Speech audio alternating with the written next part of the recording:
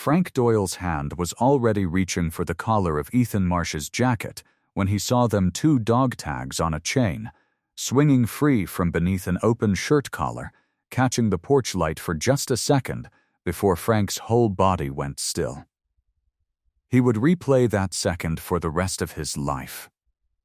The eviction notice was still folded in his other hand. 3 days final warning. The culmination of 2 months of anger he'd been nursing like a fire he refused to let go out.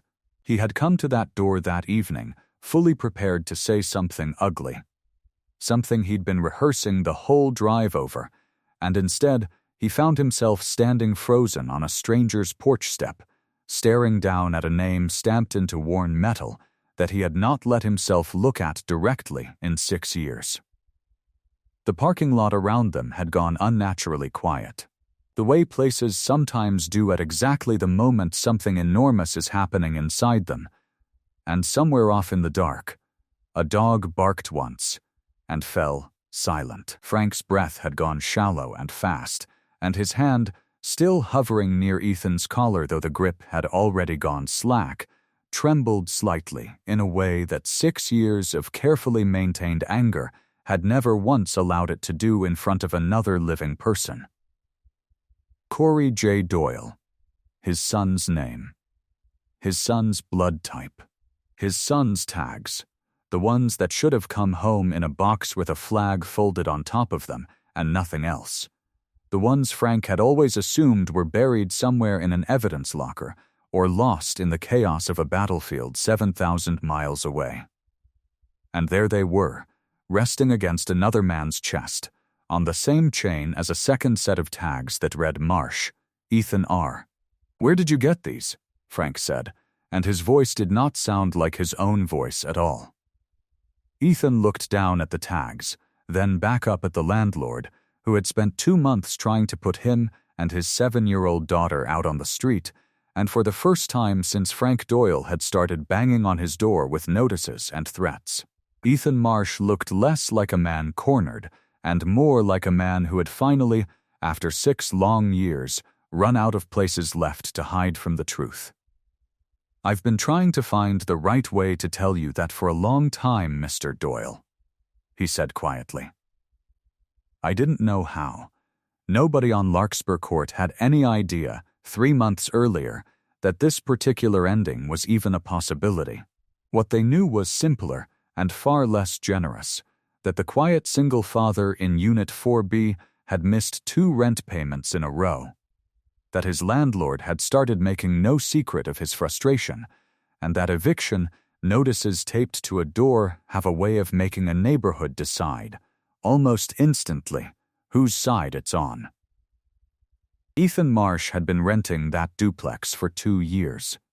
Ever since he and his daughter Lily had left a smaller, cheaper apartment across town that had never quite felt like enough room for the 2 of them to actually live in, rather than just survive in. The move to Larkspur Court had felt, at the time, like a genuine milestone, the first home Ethan had chosen for the 2 of them together, rather than simply the first place he could afford after Sarah's death. A real yard where Lily could ride the bike Curtis had sent as a moving-in gift. A bedroom she'd gotten to pick the paint color for herself. A soft blue she'd chosen, she announced with total 7-year-old confidence, because it was the color of a good dream. It had taken Ethan the better part of a year to save enough for the security deposit and first month's rent, working extra shifts whenever the logistics company offered them. And the day they'd finally moved in, he had stood in the empty living room with Lily spinning in circles on the bare floor and felt, for the first time in longer than he could remember, something that resembled real hope about the shape of their future together. He worked as a delivery driver for a regional logistics company, long shifts that started before sunrise and mostly ended in time for him to pick Lily up from her after-school program by 5:30. A schedule he had built with the same careful precision he brought to everything, because there was no room in his life for anything less than precision when it was just the 2 of them and no safety net underneath. Lily was 7, sharp and funny in the particular unfiltered way 7-year-olds are, with a gap where her top front tooth used to be, and a habit of narrating her own life out loud in a running commentary that Ethan had come to find. On his best days, one of the more genuinely entertaining parts of being a father. She had her mother's dark curly hair and her mother's stubborn chin, though she'd never known her mother well enough to notice the resemblance herself. Ethan's wife, Sarah, had passed from a sudden cardiac condition when Lily was barely 2. One of those cruel, arbitrary tragedies that leave no room for blame and no real way to make sense of it, and Ethan had been raising his daughter alone in the 5 years since. Their mornings run on a schedule Ethan built the same way he built everything, with careful, deliberate precision. 5:15, alarm, coffee brewing before his feet even fully hit the floor. 5:40, Lily's lunch packed always a turnip-shaped note tucked in the napkin, a private joke between them that started when Lily was 5 and insisted, with total conviction, that turnips were the funniest vegetable in existence. An opinion she has never once revised, despite Ethan's best efforts to introduce her to the comedic potential of a rutabaga. 6:15, Lily awake and immediately narrating what she dreamed, what she's wearing. An elaborate ranking system for cereals that changes on a near-weekly basis, while Ethan makes breakfast and packs his own lunch for the road, usually forgotten in the truck's passenger seat until his lunch break reminds him it exists. Evenings, when his shift allows, mean the same small rituals repeated with the same quiet devotion homework at the kitchen table. A chapter of whatever book they're working through together, read aloud before bed. A very serious inspection of Lily's day for anything that needs a grown-up's attention, conducted with the gravity of a man debriefing an intelligence report. It is, in its ordinary, unremarkable way, a good life, hard-won and carefully maintained, and Ethan has never once taken for granted how easily it could have gone differently. Saturdays belong to a ritual Ethan started not long after Sarah passed, when Lily was still too young to remember her mother clearly on her own, a weekly pancake breakfast, always the same recipe Sarah used to make, copied carefully from a note card in her handwriting that Ethan keeps tucked inside a kitchen cabinet and has never once needed to consult, because he long ago memorized every measurement on it. He tells Lily stories about her mother during those breakfasts, small specific ones rather than grand sweeping ones, the way Sarah used to sing off-key while she cooked, the way she'd once tried and spectacularly failed to teach herself to juggle using 3 lemons, the particular laugh she had that Ethan describes, every single time, as the best sound this house ever made. Lily has grown up knowing her mother almost entirely through these Saturday mornings, small true details stacked carefully over years into something that feels, to her, like real memory, even though she was far too young to have formed most of it herself. He is a careful man, the kind who checks the locks twice before bed, not out of paranoia, but out of habit. The kind who keeps a small emergency kit in the hall closet that most of his neighbors would find excessive if they ever saw it. The kind whose truck is always exactly as clean on a Friday as it was on a Monday. What almost none of his neighbors knew. In 2 years of polite hallway hellos and shared parking spaces, was that Ethan Marsh had served 8 years in the Army, 3 deployments, an infantry career that ended not with a dramatic injury, but with the quiet, grinding accumulation of things a body and a mind can only carry so long before something has to give. He does not talk about it. He has never once brought it up first. Not with a coworker, not with another parent at Lily's school, not even, in any real detail, with Frank Doyle, the landlord who had owned that duplex for 11 years and had never once had a reason to ask. His second deployment had put him in a squad of 9 men. Tight-knit in the particular way units get tight-knit when the stakes are real and the days are long, and Corey Doyle had been the squad's youngest, Barely 22 when Ethan first met him, all easy grins and terrible jokes that landed anyway because of the sheer confidence he told them with. Ethan had liked him instantly, in the understated way he liked most people worth liking, and the two of them had fallen into an easy rhythm over months of patrols and downtime, alike Corey talking constantly about home. About his dad's rental properties.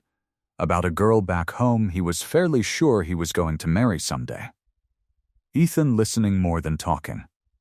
The way he always did, offering the occasional dry comment that made Corey laugh harder than the comment usually deserved. There was a running joke between them that started when Corey discovered, to his genuine delight, that Ethan could fix nearly anything with his hands: a generator, a jammed weapon, a broken cot frame, and had taken to calling him Handyman for the rest of the deployment.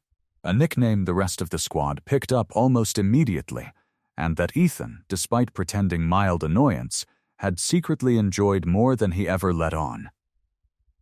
Corey used to talk, in the easy, unguarded way soldiers sometimes talk during long stretches of downtime, about learning half of what he knew about fixing things from his own father. About how the two of them didn't always see eye to eye, but that working alongside him on the rental properties had taught him more than he'd ever admit to Frank directly. It was, Ethan realized only years later, one of the few pieces of information Corey had ever shared that Ethan would eventually be able to hand back, whole and intact, to the very man it was about. The day itself had started ordinary. The particular deceptive ordinariness that Ethan has come, over the years, to recognize as one of the cruelest features of that kind of work: no warning, no sense of anything different in the air. Just a routine patrol along a route they'd walked a dozen times before. Right up until the 90 seconds that changed everything. Ethan does not revisit the details often, even in his own mind, but the specific weight of Corey's tags settling into his palm afterward, cool metal in a hand still shaking with adrenaline, is a memory that has never once faded. Not in 6 years. Not on the best days, and not on the worst ones. He remembers, too, a conversation from weeks before. One of those half-joking, half-serious exchanges soldiers sometimes have during the long, uneventful stretches between anything actually happening. Corey, half-serious for once, making Ethan promise that if anything ever happened to him, Ethan would be the one to find his family himself, in person, rather than let the news arrive only through official channels. Ethan had agreed easily at the time, the way you agree to hypotheticals that feel impossibly far away, never once imagining he'd be holding that exact promise, along with a set of cooling dog tags, less than a month later. The trouble had started in September, when Lily came down with a respiratory infection serious enough to require 2 nights in the hospital, a bill that arrived 3 weeks later for an amount Ethan's insurance only partially covered, landing at the exact same time as a delay in a VA disability claim he'd been waiting on for months. One connected to a shoulder injury from his second deployment that had finally gotten bad enough to need surgery. Between the medical bills and a paycheck that had to stretch across a hospital stay, a surgery recovery, and the ordinary costs of raising a 7-year-old alone, Ethan had come up $200 short on October's rent. And then, the following month, still waiting on the VA claim to process. $300 short on November's. Those 2 nights in the hospital had frightened Ethan more than almost anything since Sarah's death. Sitting in a stiff vinyl chair beside Lily's bed, listening to the particular rhythm of a pediatric oxygen monitor, watching his daughter's small chest rise and fall a little too fast, a little too shallow, for hour after hour, until the antibiotics finally started doing their work sometime around 3 in the morning of the second night. He had not slept either night. Not really. Running through the same silent bargaining he suspected every parent runs through in a hospital room at that hour, promising whatever unnamed force might be listening that he would do anything. Absolutely anything. If his daughter simply got to go home healthy. She had, eventually, 4 days later.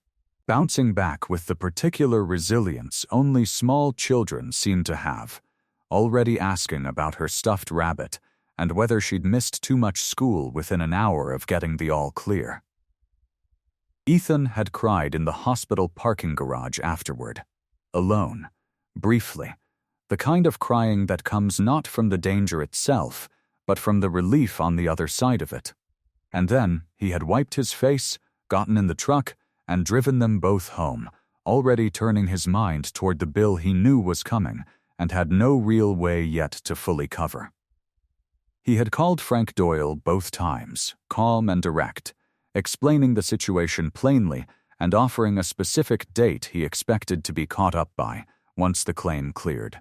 Frank had listened, grunted something non-committal, and hung up without much warmth either time, and Ethan, not knowing the man well enough yet to read much into the silence, had assumed it was simply Frank's way, and gone back to the business of getting through the week. What Ethan didn't know was that Frank Doyle had, 6 years earlier, lost his only son in a deployment overseas. And that grief, left to calcify for 6 years without ever quite being processed, had hardened into something that looked, from the outside, a great deal like bitterness.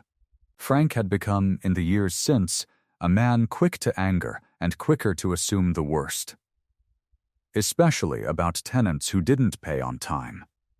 Especially about men who kept to themselves the way his son used to keep things to himself in the last year before he shipped out. Closed off and unreadable in a way that had frustrated Frank right up until the day it became the last real memory he had of his son's face. Frank had never once connected Ethan Marsh's quiet reserve to anything resembling his son's. He had simply decided, the way grieving, embittered men sometimes decide things without examining them too closely, that a single father 2 months behind on rent was a man who couldn't be trusted. And once that decision had settled into him, every subsequent piece of information got filtered through it. Ethan's careful, formal phone calls read to Frank as evasive rather than respectful.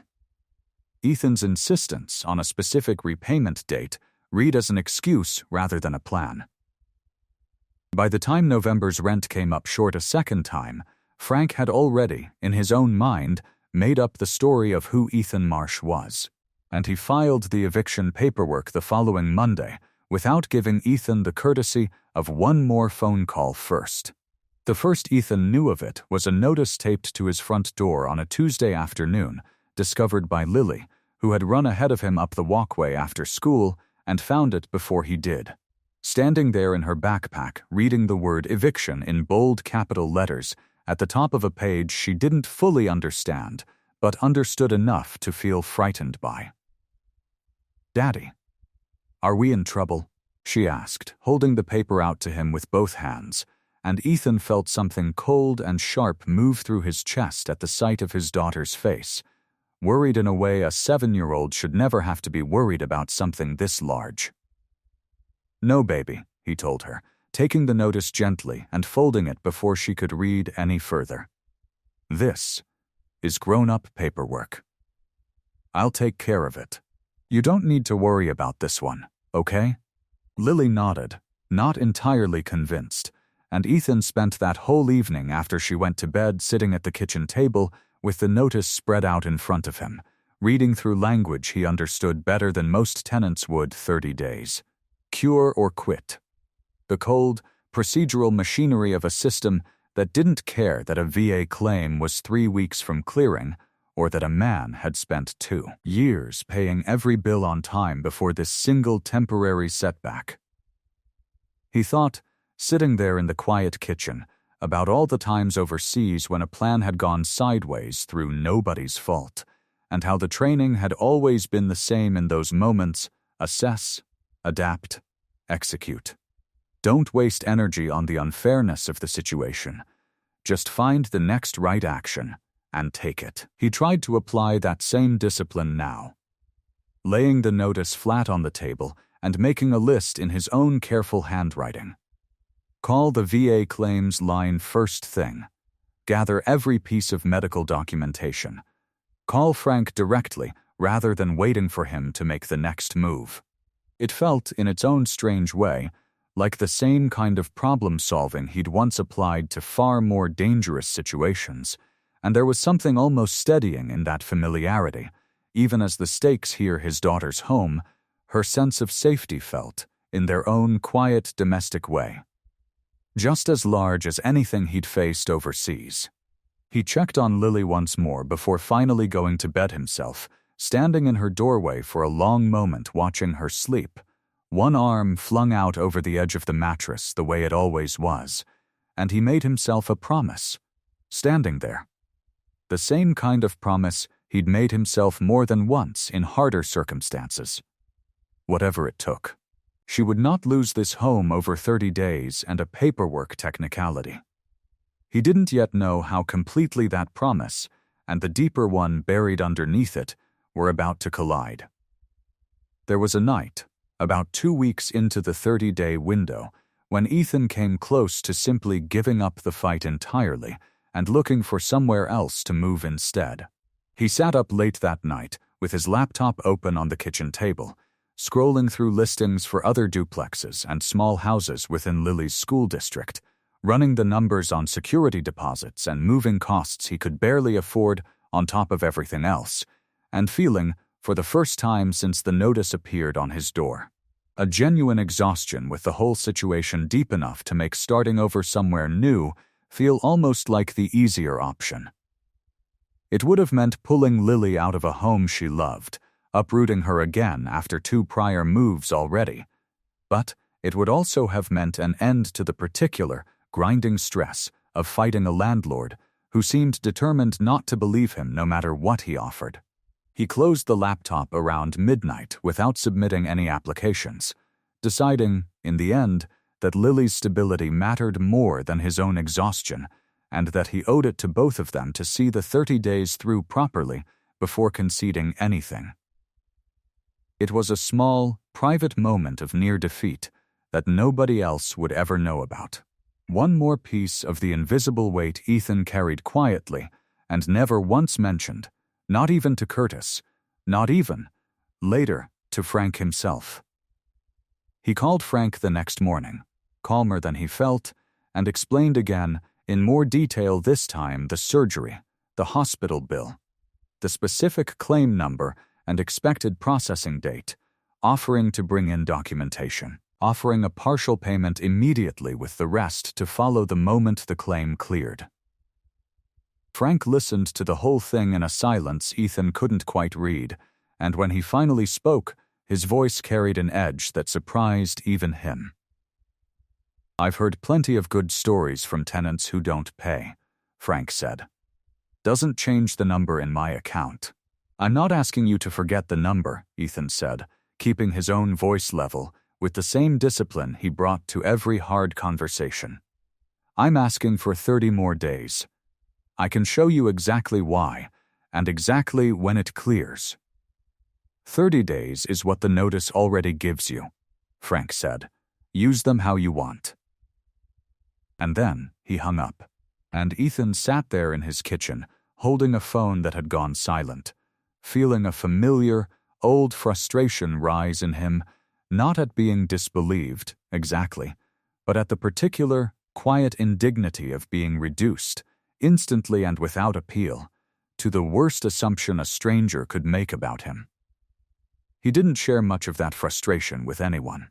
It wasn't in his nature, and more than that, there was nobody in his immediate life built for him to share it with. No spouse, no nearby family. Mostly just Lily, who was far too young to carry any part of this, and a coworker named Reggie, who Ethan liked well enough but had never let past a certain comfortable distance. What he did have, though, was a phone number he called twice a year at most, belonging to a man named Curtis Boone, who had served in Ethan's unit on both his second and third deployments, and who now lived 4 hours away with a wife and 2 kids of his own, running a small landscaping business he'd built from nothing after he got out. Curtis and Ethan had never been the kind of friends who talked often. But they were the kind who talked honestly the rare times they did. A friendship built less on frequency than on the specific, unshakable trust of two men who had watched each other's backs through things neither of them fully discussed with anyone else. Curtis had been the one who talked Ethan through the darkest stretch of the first year after Sarah died, staying on the phone with him some nights until 2 in the morning without either of them saying much of anything. Simply present. Simply there, in the particular way that mattered most. Ethan had returned the favor 2 years later when Curtis's landscaping business nearly folded in its first hard winter, talking him through the numbers, the doubt, the temptation to give up entirely, until Curtis found his footing again. Neither of them called it friendship exactly, not out loud, but it had carried both of them through more than either would have survived entirely alone. Ethan called him that same night, after Lily was asleep, and told him the whole situation, flat and factual the way he told most hard things. Curtis listened without interrupting, the particular kind of listening only somebody who has actually stood beside you in the worst parts of your life can offer. And when Ethan finished, Curtis said the thing Ethan had needed to hear more than any legal advice. "You didn't do anything wrong here," Curtis said. "You had a bad 2 months. That happens to every single parent on the planet eventually. Doesn't matter if they served or not. This landlord's decided something about you that isn't true, and now he's punishing you for a story he made up in his own head instead of the actual facts sitting in front of him." "I know that," Ethan said. "Doesn't change what happens if I can't turn 30 days into enough." "No," Curtis agreed. "But it might help to remember it's not really about you. Whatever's eating that man, it got there a long time before you moved into his building." Neither of them knew, that night, exactly how true that sentence actually was. The weeks that followed were some of the hardest Ethan had faced since Sarah passed, not because any single day was unbearable, but because of the particular, grinding weight of 30 days spent watching a countdown he couldn't fully control.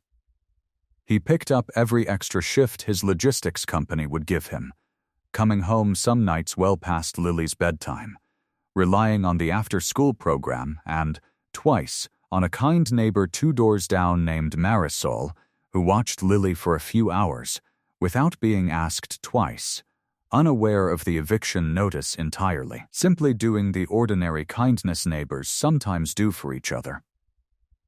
Marisol was in her 60s, widowed herself, with grown children scattered across 3 different states, who called less often than she would have liked, and she had taken an easy, grandmotherly liking to Lily from the very first week Ethan and his daughter moved into the duplex 2 years earlier. She never asked Ethan for anything in return for the babysitting, waving off his attempts to pay her with the same firm, good-natured insistence every time.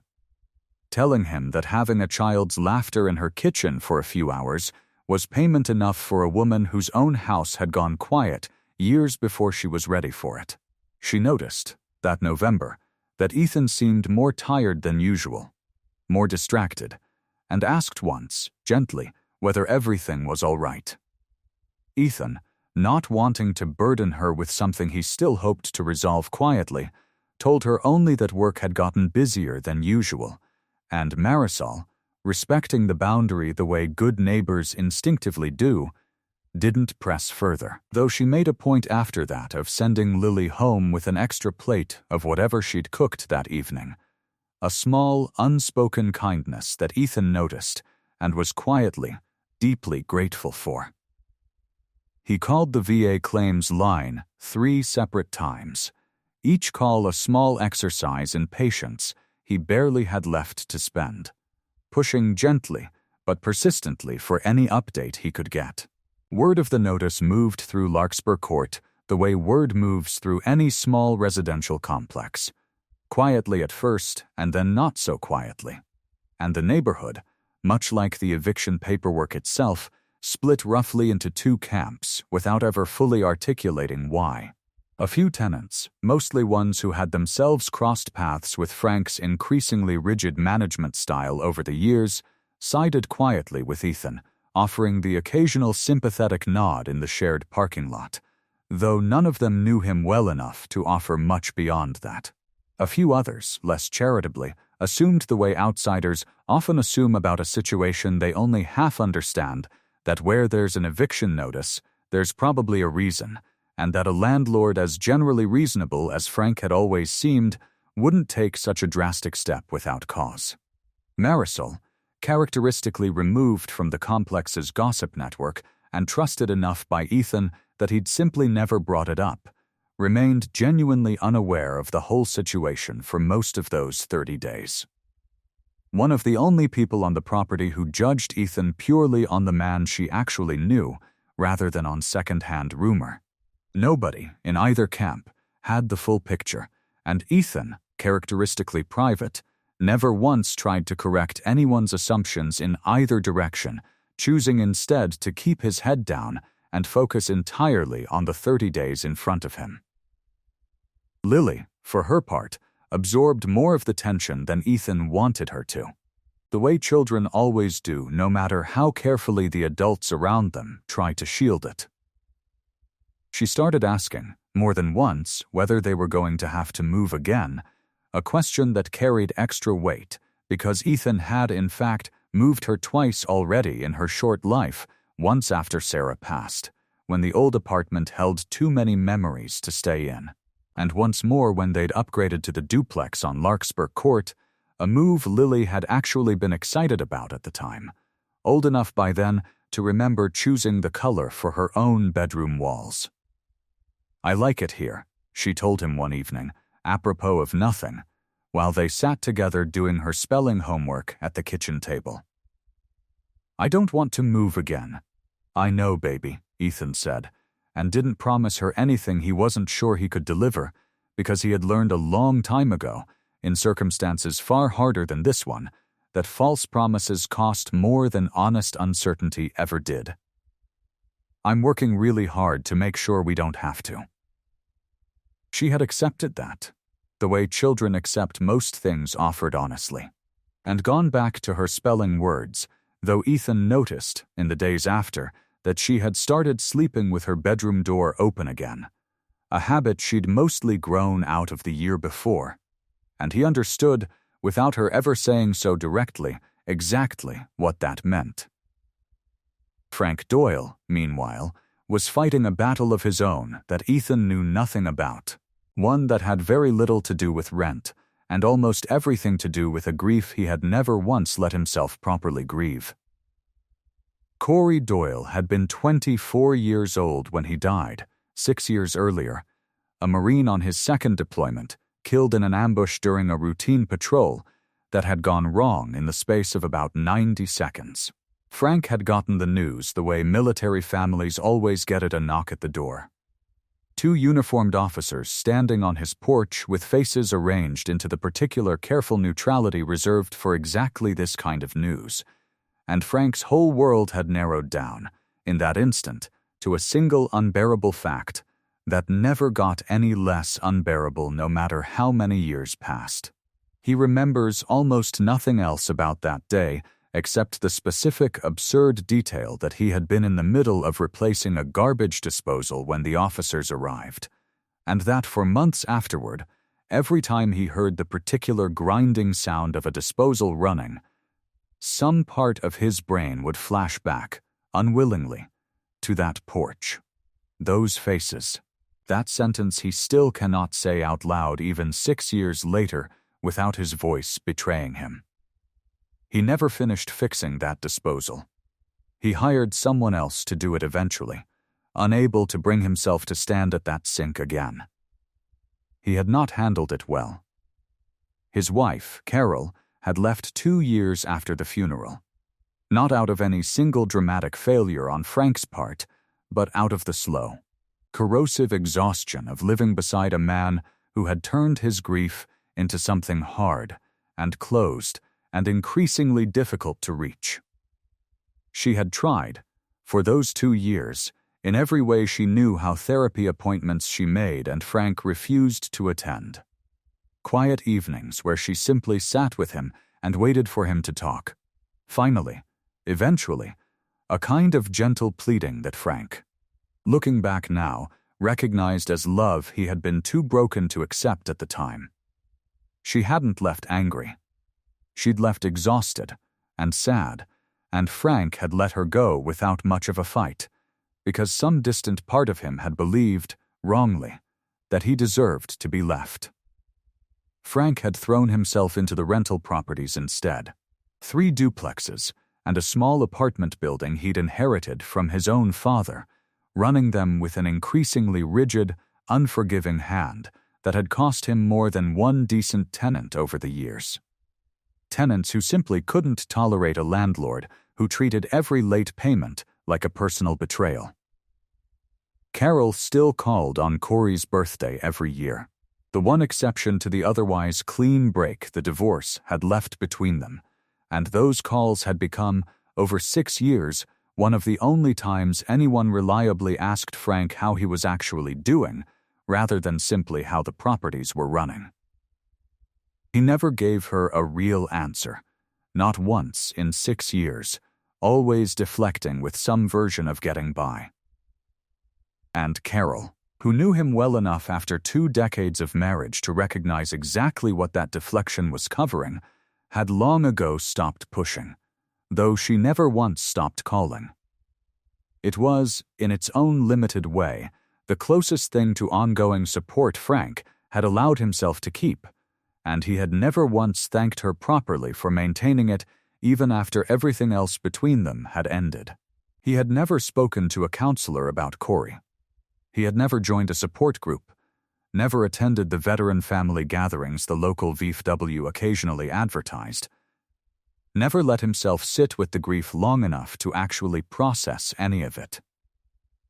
Instead, 6 years of unprocessed loss had settled into him as something closer to a permanent, low-grade anger, always simmering just beneath the surface. Always looking, whether Frank consciously realized it or not, for somewhere safe to land.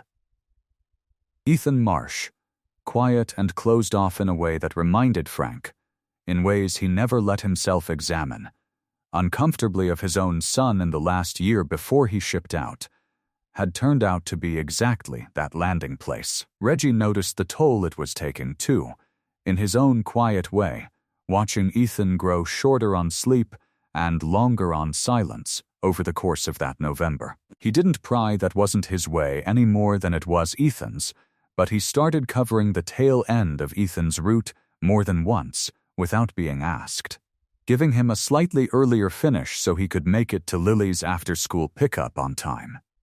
A small kindness Ethan noticed and appreciated more than he ever fully said out loud. It was the kind of quiet workplace solidarity that rarely gets acknowledged directly, but that Ethan, looking back later, would recognize as one of several small threads of decency that had helped carry him through those 30 days even before he understood how the story would eventually resolve.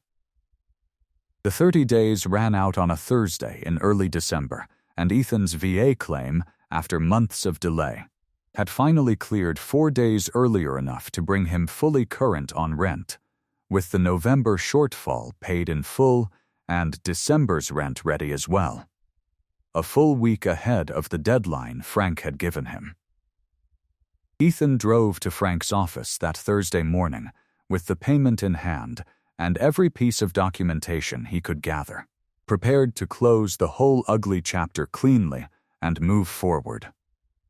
Frank was not in a mood to be reasoned with. He had spent the better part of that week working himself into a state Ethan didn't understand yet, triggered by something that had nothing to do with rent at all. The 6th anniversary of Corey's death had fallen 3 days earlier, a date Frank marked every year alone, in silence, in a way that always left him raw and unpredictable for at least a week afterward. He had spent that particular anniversary the way he spent all of them, sitting alone in his den with a box of Corey's old things he never quite worked up the nerve to fully go through. A high school football jersey, a stack of birthday cards, a single photograph from boot camp graduation that Frank had looked at so many times over 6 years that the corners had gone soft and rounded from handling. He hadn't slept well in 3 days. He hadn't eaten much either. And when a man carrying that much unprocessed weight walks into an office to collect an overdue payment, even a payment arriving fully current and a week ahead of deadline, the weight tends to come out sideways, landing on whoever happens to be standing closest. He took Ethan's payment with a curt nod, said almost nothing, and told him, flatly, that he was still deciding whether he wanted to keep him on as a tenant going forward, regardless of the payment being current. Because trust, once it's gone, doesn't come back just because a check clears. Ethan left that office with the specific, familiar frustration of a man who has done everything correctly and still finds himself treated like the problem, and it was that same evening, driving home from a delivery route that had run long, that the second, far more dangerous piece of the conflict arrived. He'd spent the drive home turning Frank's words over in his mind, trust. Once it's gone, doesn't come back just because a check clears, and feeling something in him harden slightly against the man. A rare occurrence for someone who generally tried to extend people the benefit of the doubt even when they'd made that difficult. He thought, driving through the dark, about how differently this whole ordeal might have gone if he'd simply been honest from the start about his service. If he'd walked into Frank's office 2 months earlier and said, plainly, "I'm a veteran. I've never missed a payment before. Please give me the benefit of the doubt I've earned." He hadn't done that, out of the same old habit of quiet self-sufficiency that had carried him through so much of his life, and driving home that night, tired and frustrated. He wondered whether that particular habit had finally cost him something it shouldn't have. He had no way of knowing, pulling into the Larkspur Court parking lot a few minutes later, that the very thing he'd never once volunteered the tags resting quietly against his chest, hidden beneath his collar the way they always were, was about to become the single most important fact either man in that parking lot had ever exchanged. There had been a break-in 2 units down from Ethan's that same week, a string of them across the neighborhood over the previous month that had put everyone on edge, and Frank, arriving late that evening to check on a maintenance issue in a different unit, found himself walking the property in the dark just as Ethan was pulling into his own parking spot after his shift. What Frank saw, in the poor lighting of the complex's single working street lamp, was a man moving briskly and purposefully toward the shared side entrance that led to the unit's shared basement storage, the exact entrance that had been jimmied open in one of the earlier break-ins, and every piece of the ugly story Frank had already built about Ethan Marsh clicked instantly into place. "Hey," Frank shouted, striding toward him fast, adrenaline and 6 years of unprocessed grief colliding into something sharp and reckless. "What are you doing back there?"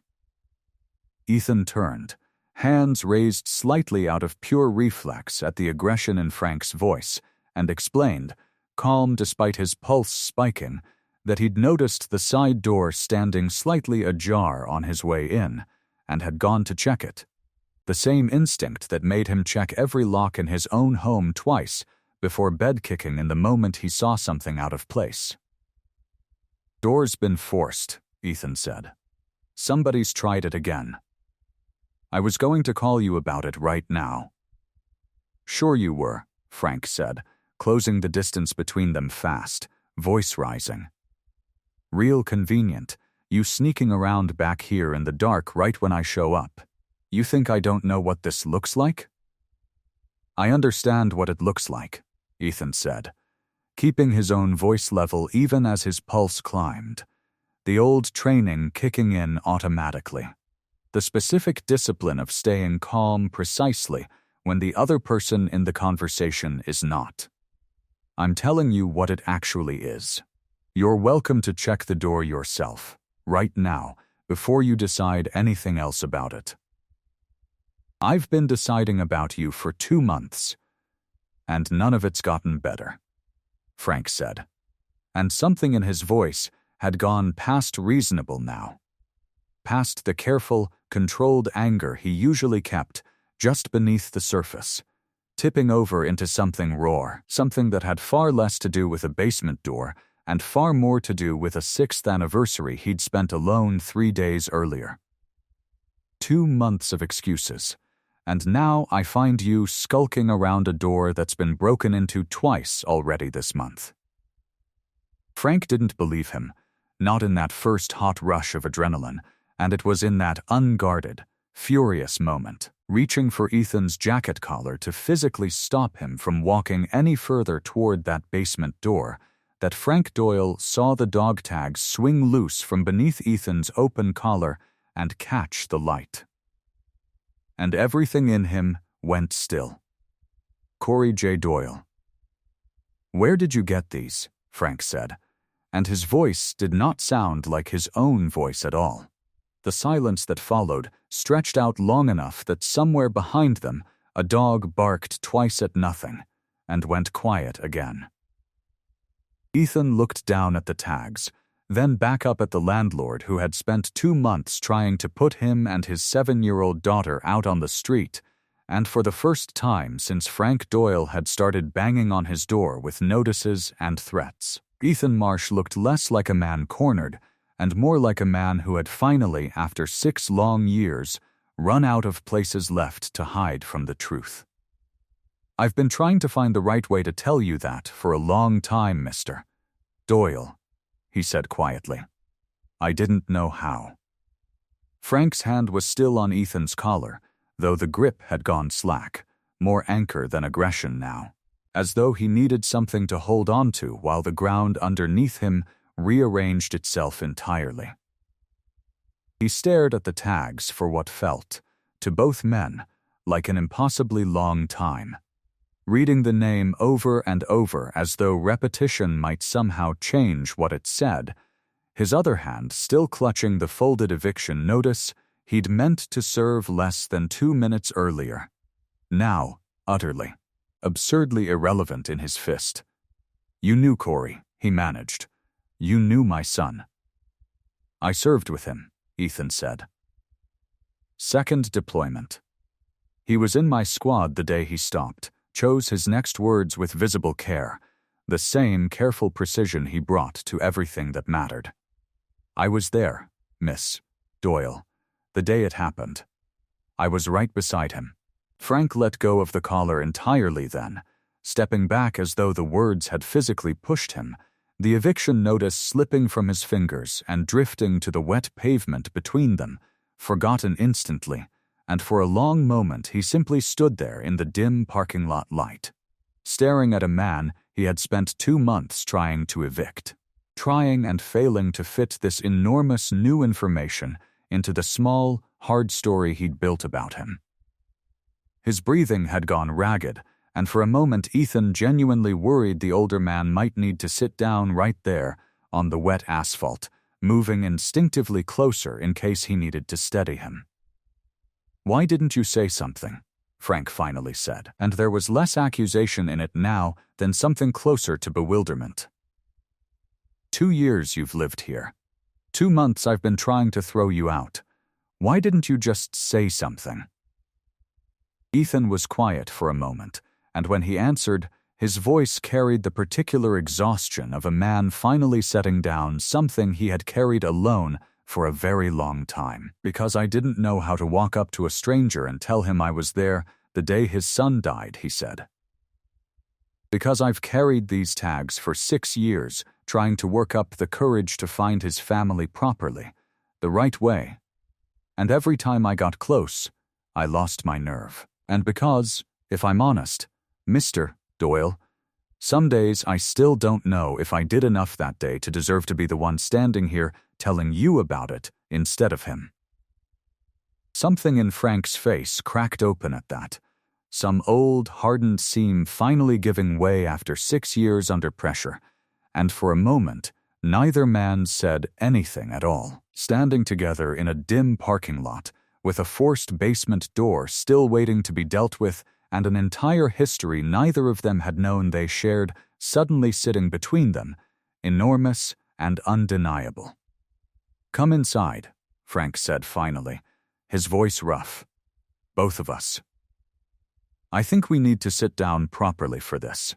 They stood there another moment before either of them moved, both still absorbing the sheer unlikeliness of what had just happened. Two men who had spent 2 months locked in an increasingly bitter landlord-tenant dispute, discovering, in the space of a single sentence, that they were bound together by something far larger and far older than any lease agreement. Frank looked, for the first time since Ethan had known him, genuinely uncertain of himself. A big man suddenly unsure what to do with his own hands, and Ethan, recognizing something of his own old grief reflected back at him, reached out and put a steadying hand briefly on Frank's shoulder, the same gesture he might have offered a squadmate in the field. Basement door, Ethan said quietly. We should deal with that first. Somebody's tried it again, and it needs boarding up tonight regardless of everything else. Frank nodded, grateful, in that moment, for something practical to do with his hands and his attention before the larger conversation swallowed him whole. And the two of them spent the next 20 minutes together securing the door with a spare piece of plywood from Frank's truck, working alongside each other in a silence that had already, somehow, in the space of a few minutes, stopped being hostile and started being something closer to companionable. It was, in its own small way, the first thing they had ever done together, and neither of them commented on it, though both would remember it later as the moment the whole shape of their relationship had actually begun to shift. They ended up at Ethan's kitchen table an hour later, Lily long asleep down the hall, 2 cups of coffee going cold between them, while Ethan told Frank the story he had never told anyone outside his closest army friends: the patrol, the ambush, the 90 seconds that had ended Corey Doyle's life and had come within inches of ending several others.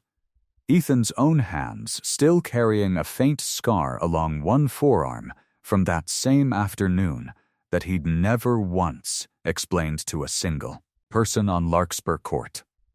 He told Frank about the moment itself carefully, respectfully, without more graphic detail than a grieving father needed to carry, focusing instead on the things Frank had never had the chance to hear: that Corey had been steady and brave in the final moments, that he'd been trying to pull a wounded teammate to cover when the second round of fire came, that his last words had been an instruction to the rest of the squad rather than anything about himself, the particular selflessness that Ethan had carried as one of the clearest, truest memories of his entire military service.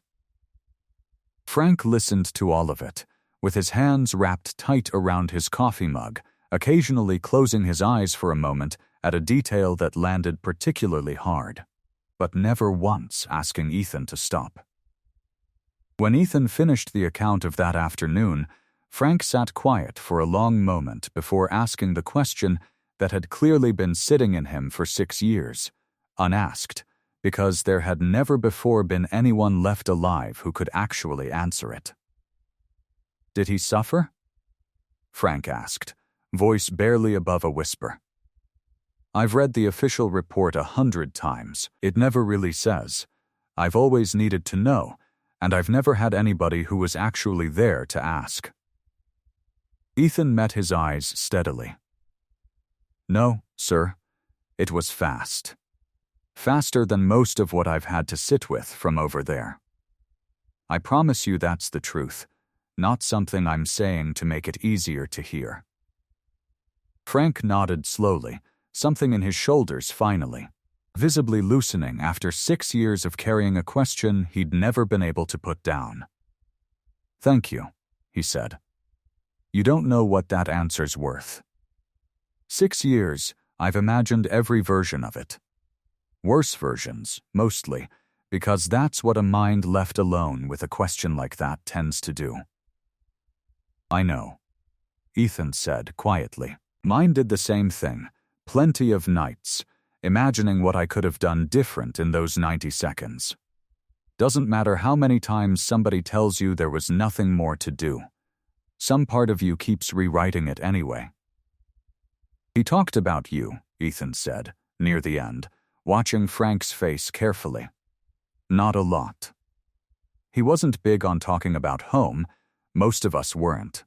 But he mentioned once that his dad ran a few rental properties, said you two didn't always see eye to eye, but that you'd taught him everything he knew about fixing things with his hands. He was proud of that. I remember him saying it. Frank sat with that for a long moment, tears finally, openly running down a face that had spent 6 years refusing to let itself do exactly this in front of anyone. We didn't, he said, voice thick, see eye to eye. Not for years before he shipped out. I never told him I was proud of him, not once, not in so many words. I kept thinking there'd be time. He knew, Ethan said, quiet but certain. Guys like that always know more than we think they do. He wasn't carrying any resentment out there, Mr. Doyle, I promise you that. Frank nodded, wiping at his face with the back of one weathered hand, and then he looked up, something shifting behind his eyes as a different piece of understanding finally caught up with him. The tags, he said. You've had them 6 years. Why keep them around your own neck instead of sending them home? Ethan touched the 2 sets of tags where they rested against his chest. His own and Corey's, a habit so old it had become entirely unconscious. Because I made him a promise, out there, before it happened. Not knowing it was going to happen, obviously nobody makes that kind of promise on purpose. But we used to joke around, all of us, about who'd carry who home if it came to that. Corey made me promise, more than once, if anything ever happened to him, I'd be the one to find his family myself, in person, not let it just come through a folded letter and a stranger's knock on the door. I meant to keep that promise properly. He stopped, shook his head slightly. I kept losing my nerve. 6 years, Mr. Doyle. That's a long time to keep losing your nerve about something you promised a friend. You kept his tags on you every single day for 6 years, Frank said, something in his voice shifting from grief toward something that looked, unmistakably, like awe. That's not losing your nerve. That's the opposite of losing your nerve.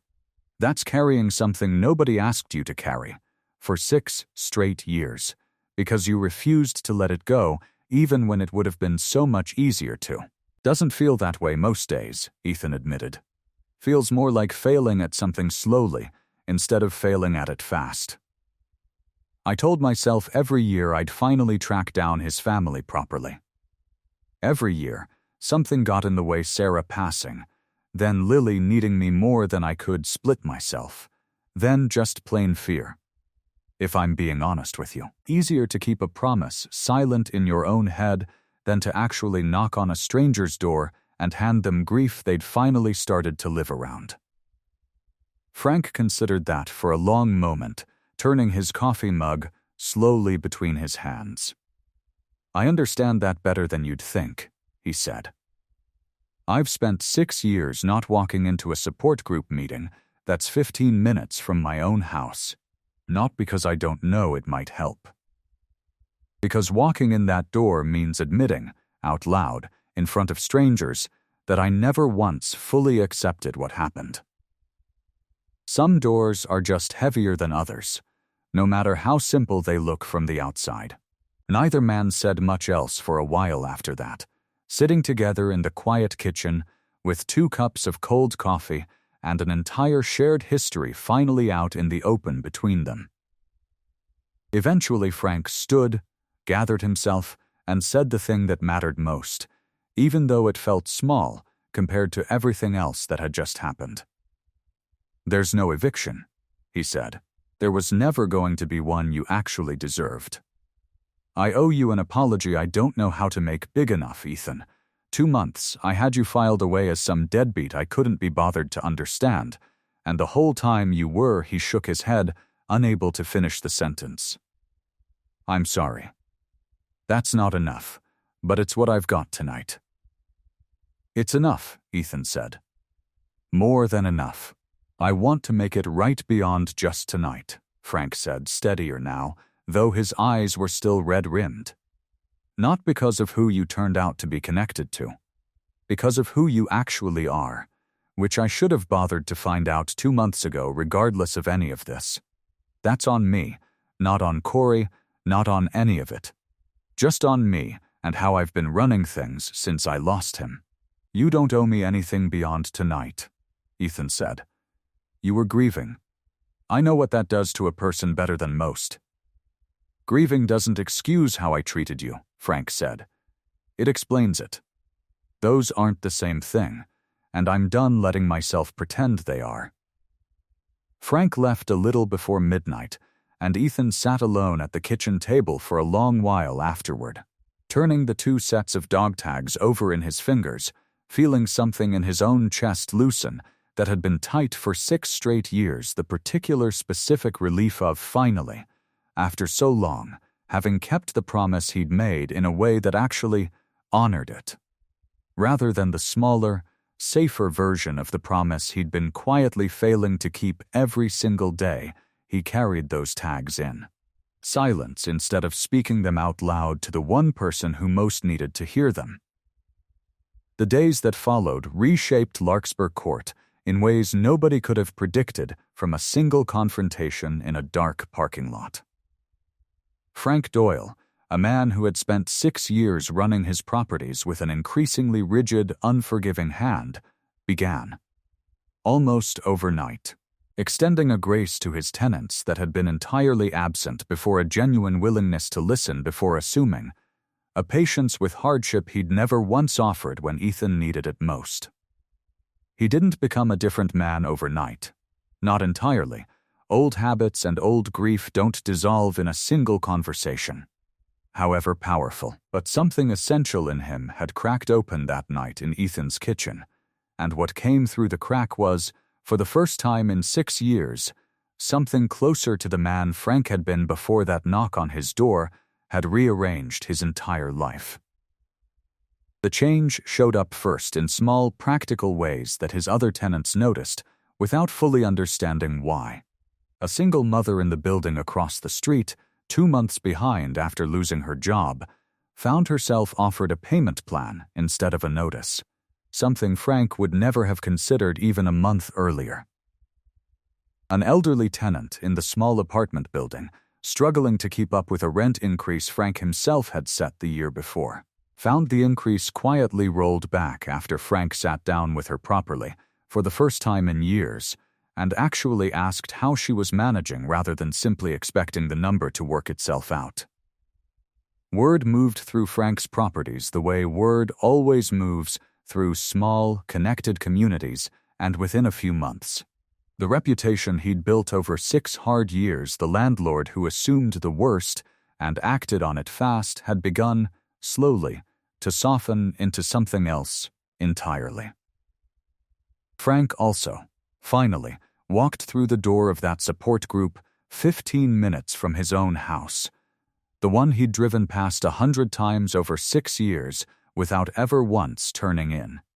He went alone the first time, sat in the back, said almost nothing, and left before the coffee and cookies portion of the meeting even started. He went back the following week anyway, and the week after that, and somewhere around the 3rd or 4th meeting, he finally spoke, haltingly, about a garbage disposal he'd never finished fixing, and a son whose name he'd spent 6 years unable to say out loud in front of strangers. The group, made up mostly of other Gold Star parents who understood exactly what that kind of silence cost, received it the way such groups usually do, without judgment, without hurry, simply grateful that one more father had finally found his way through the door. He told Ethan about it eventually, a little embarrassed at first, the way people sometimes are about admitting they finally did the hard, obvious thing everyone had been telling them to do for years. Ethan, who understood better than most exactly how much courage that particular door required, told him only that he was proud of him, and meant it entirely. He never fully explained the change to any of his other tenants, and none of them ever fully understood where it had come from. though a few of the longer-term ones noticed that it had started sometime around the same week Frank had abruptly dropped the eviction proceedings against the quiet single father in 4B, and drew their own reasonably accurate conclusions. He started visiting Ethan and Lily most weekends, at first with the transparent excuse of checking on the property, and then, once the pretense wore thin, simply because he wanted to. Lily, who had no memory of the eviction notice's most frightening weeks by the following spring, took an immediate and uncomplicated liking to the gruff older man who fixed the sticky hinge on her bedroom door without being asked, and always seemed to have peppermints in his jacket pocket. And Frank, who had lost the chance to watch his own son grow up into whatever kind of father Corey might have become, found himself, somewhat to his own surprise, filling a role in Lily's life that neither of them had ever expected to need. There was a Saturday that spring when Frank showed up with a small toolbox and offered, gruffly, to teach Lily how to fix a wobbly kitchen chair leg, the same way he admitted he'd once tried and mostly failed to teach a teenage Corey the same lesson. Lily took to it with the same focused seriousness she brought to most things, tongue poked out slightly in concentration, while Frank guided her hands through tightening the joint properly, and by the time the chair sat steady again, she had declared herself, with total conviction, basically a professional now. A claim Frank encouraged with a straight face that made Ethan, watching from the kitchen doorway, laugh out loud for the first time in longer than he could remember. It became, over the following months, one of their steadiest ritual small repair projects around the duplex that Frank invented specifically as excuses to spend an afternoon with a 7-year-old who had, without either of them quite planning it, become something like the granddaughter Frank had never expected to get to have. Ethan watched it happen with a complicated, grateful ache in his chest, understanding that Frank was, in some sense, getting to practice a kind of fatherhood he'd never fully managed with Corey, offered a second chance he hadn't earned exactly, but had, in his own hard way, come to deserve. Lily's 8th birthday that following spring brought the whole shifted shape of their little family into sharp, happy focus. Frank showed up an hour early with a toolbox-shaped cake he'd clearly ordered specially, embarrassed and gruff about it in a way that made both Ethan and Marisol, who'd come to help set up, exchange a knowing, affectionate look behind his back. He spent most of the party quietly making sure the folding tables were level and the string lights wouldn't fall, fussing over details nobody else had thought to worry about, the particular anxious care of a man determined not to let anything go wrong on a day that mattered. When it came time for presents, his gift, wrapped clumsily in leftover Christmas paper, turned out to be a small, sturdy toolbox of her very own pink-handled tools sized for her hands, and Lily had thrown her arms around his neck with such uncomplicated delight that Frank had needed a moment, turned slightly away from the rest of the party, before he trusted his voice enough to thank her for the hug.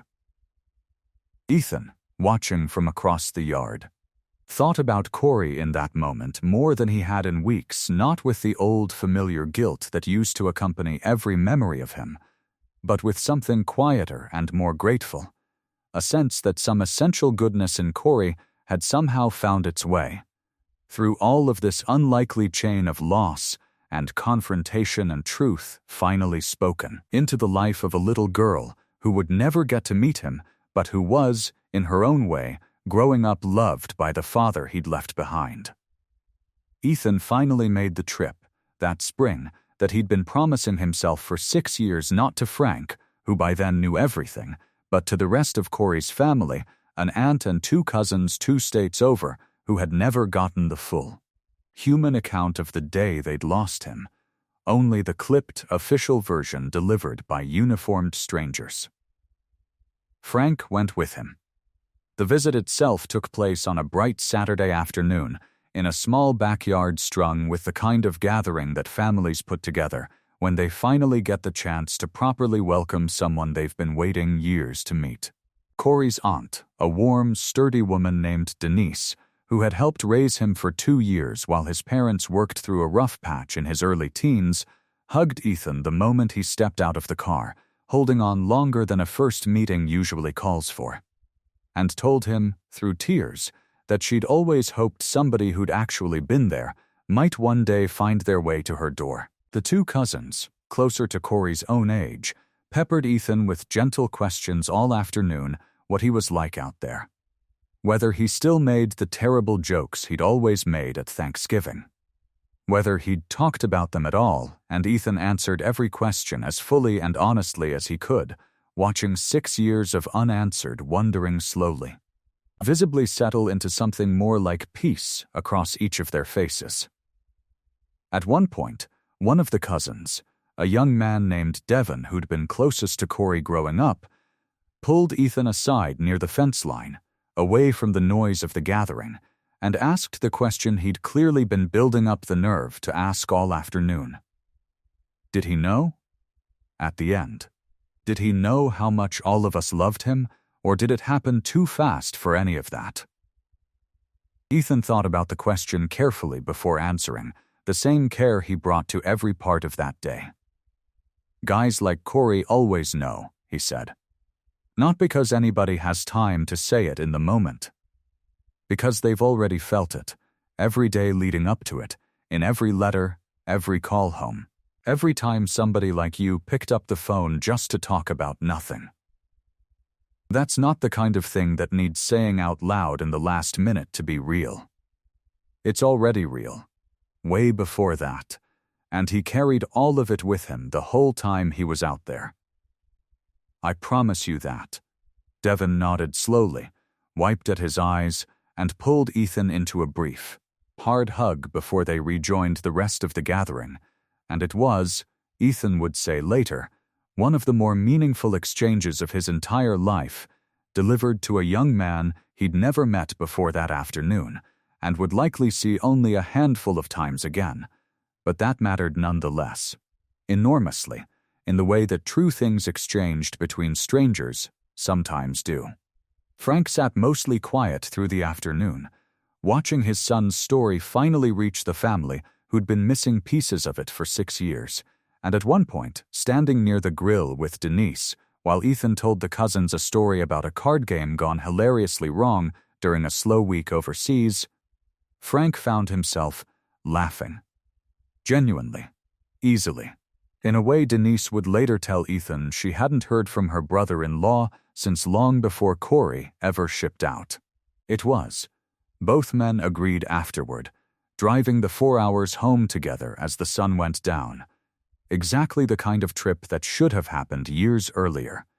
And exactly the kind of trip that could only have finally happened once Ethan had stopped losing his nerve and started keeping the promise the way he'd always meant to.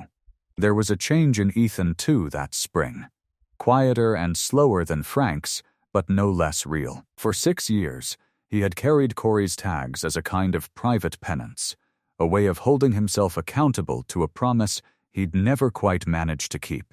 And that unspoken weight had, without his fully realizing it, kept him at a careful distance from almost everyone in his life outside of Lily polite, reliable, present in every practical sense, but never quite letting anyone close enough to see the full shape of what he carried. Sarah had gotten close, once, in the years before Lily was born, but even she, he privately admitted to himself now, had only ever gotten partway in. He found himself, in the months after the confrontation with Frank, letting people closer in small, incremental ways he hadn't fully planned. He told Marisol more of the real story over a second cup of coffee a few weeks after their first conversation about it, filling in details he'd initially left out, and found that her response steady, warm, unshockable in the particular way only people who've survived their own hard losses tend to be made the telling easier than he'd expected. He started actually eating lunch with Reggie some days instead of eating alone in his truck, a small shift that led, over months, to an actual friendship neither of them had quite expected 2 years of quiet co-working to produce. It wasn't a dramatic transformation. Ethan remained, at his core, the same careful, private man he'd always been. But the careful distance he kept had softened, just slightly, into something more permeable. Something that let a little more warmth in and, just as importantly, let a little more of his own warmth back out. He started seeing a VA counselor that spring, something he'd resisted for years, despite more than one coworker, and, gently, more than one of Lily's teachers suggesting it might help. The counselor, a calm, unhurried man named Dr. Reyes, listened to the whole story over several sessions: the ambush, the 6 years of carrying 2 sets of tags, the confrontation with Frank that had finally cracked the whole thing open and told Ethan something that stuck with him longer than almost anything else anyone had said to him since Corey's death. "You kept an impossible promise for 6 years, Dr. Reyes said. Most people would have let themselves off the hook long before now. The fact that you didn't isn't evidence that you failed at it. It's evidence of exactly how seriously you took it. But carrying something perfectly isn't the same as carrying it well. You're allowed to have needed help along the way. That doesn't undo the promise. It just means you're human, the same as Corey was, the same as everybody who's ever tried to keep a promise that mattered." Ethan turned that over for a long time, in session and out of it, and found, slowly, over the months that followed, that something in his chest that had been clenched tight for 6 years had finally begun, incrementally, to loosen. He didn't stop wearing the tags. He never would. But he stopped carrying them the way a man carries an unpaid debt, and started, instead, carrying them the way a man carries something he's genuinely proud to have kept heavy still. But no longer only heavy. Curtis Boone, hearing the whole story over the phone a few weeks later, was quiet for a long moment before he said the thing that stuck with Ethan longest. "Funny how it works sometimes," Curtis said. "You spend 6 years scared to knock on a stranger's door, and it turns out the stranger was standing right outside your own front door the whole time, just as scared of you as you were of him." "I keep thinking about that," Ethan admitted. "How long we both went around each other, both carrying the same grief practically, and neither of us had any idea." "That's people, though," Curtis said. "Everybody's walking around with something folded up small enough that nobody else can see it. Doesn't mean it isn't the biggest thing about them." Ethan thought about that a great deal in the months that followed, turning it over the same careful way he turned over most things that mattered. He thought about how close the whole thing had come to going differently, how easily Frank's anger that night in the parking lot could have escalated instead of cracked open. How easily Ethan could have kept those tags hidden beneath his collar for another 6 years. Another 60. Carrying a promise he never quite worked up the courage to keep. He didn't have a clean answer for why that particular night, of all the nights over 2 years of quiet, careful distance, had finally been the one where the truth found its way out. He suspected, though he never said so out loud to anyone but Curtis, that some truths simply wait for their moment with more patience than the people carrying them ever manage to have themselves. Marisol learned the full story a few weeks later, over coffee on her own back porch, and sat with her hand pressed against her chest for a long moment after Ethan finished, shaking her head slowly. "All this time," she said, "living right next to you, and I had no idea what you were carrying. You should have told me. Not the whole thing. Maybe, but enough that I could have helped carry some of the worry, at least." Ethan told her, gently, that he hadn't known how. The same answer he'd given Frank and Marisol, with the particular wisdom of a woman who had buried a husband of her own and understood grief's stubborn privacy better than most. Simply nodded and reached over to squeeze his hand, no further explanation required.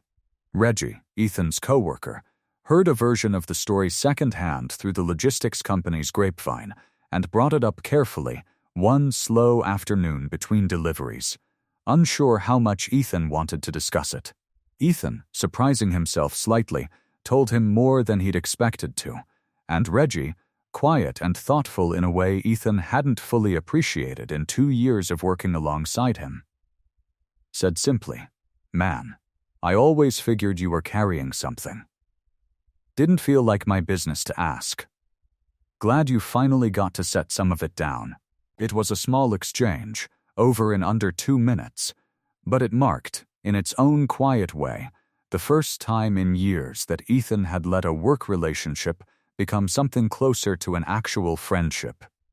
One more small ripple outward from that single confrontation in a dark parking lot. Lily, for her part, grew up knowing Frank Doyle simply as a fixture of her childhood. The gruff, peppermint-pocketed man who came around most weekends and always fixed whatever needed fixing, and it would be a few more years yet before she was old enough to understand the full weight of exactly how her father and that particular neighbor had first come to know each other. When she finally did understand it, sitting at that same kitchen table years later while her father told her the story properly, the way he'd once told it to Frank, she would ask him the same question so many people eventually asked, in one form or another, about a decision that had taken 6 years to finally arrive. "Why'd it take you so long, Dad?" "To go find his family, I mean."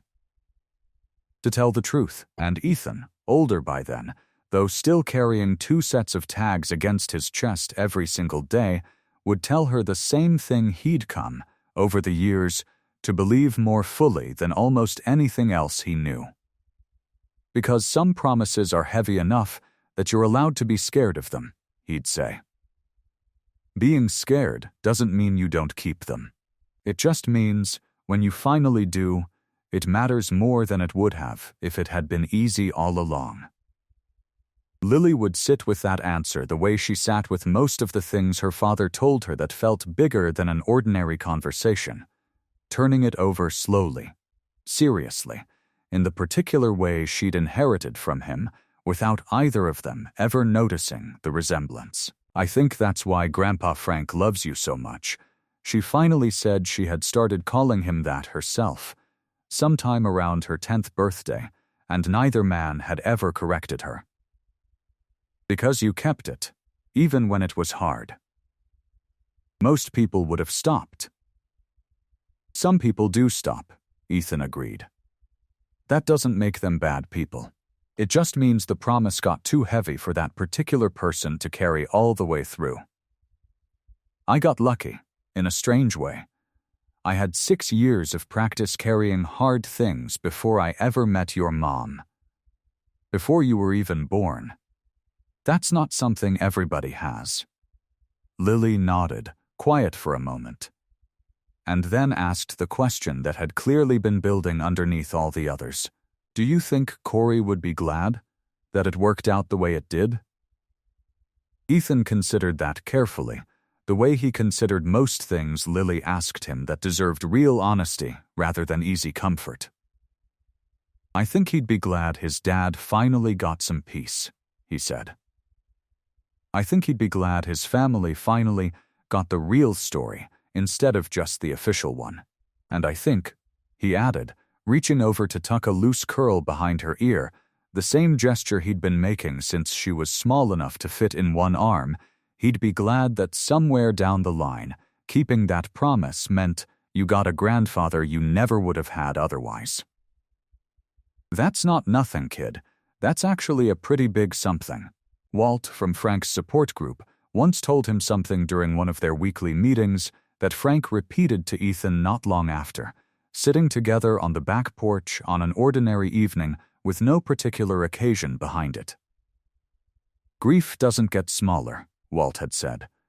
"You just get bigger around it, eventually, if you let yourself. The whole stays the same size. You're the one who grows enough to carry it without it swallowing everything else."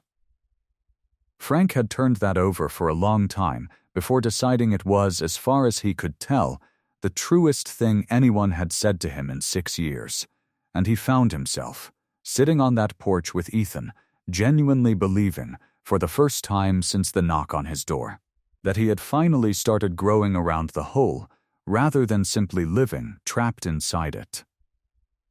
There is a small shelf in the front hallway of the Larkspur Court duplex, installed by Frank himself one Saturday afternoon a couple of years after everything, where a single framed photograph now sits Corey Doyle in his boot camp graduation portrait.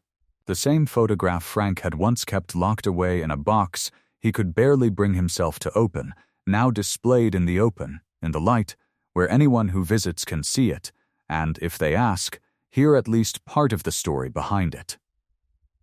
Frank asked Ethan's permission before hanging it there, uncertain whether it belonged in someone else's home, and Ethan had told him, without hesitation, that it belonged exactly there, in a house that Corey's own courage, in its own roundabout way, had helped keep standing. Lily dusts that shelf every week now, without being asked, a small unspoken ritual she started on her own sometime around her 9th birthday and has never once let lapse since. She doesn't remember a time before the photograph was there, doesn't remember the eviction notice or the 30 frightened days that preceded it, and Ethan has decided, watching her care for that small shelf with the same unthinking devotion she brings to most things she loves, that this is exactly as it should be, that some stories are meant to become simply part of the furniture of a life, ordinary and steady, rather than remaining forever the dramatic turning points they once were. The tags still rest against his chest every single day, and some nights, sitting on the back porch after Lily's gone to bed, Frank still comes by to sit with him in the quiet.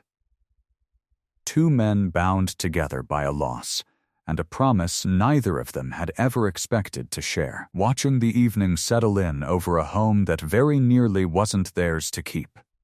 And now, more than ever, unmistakably, is.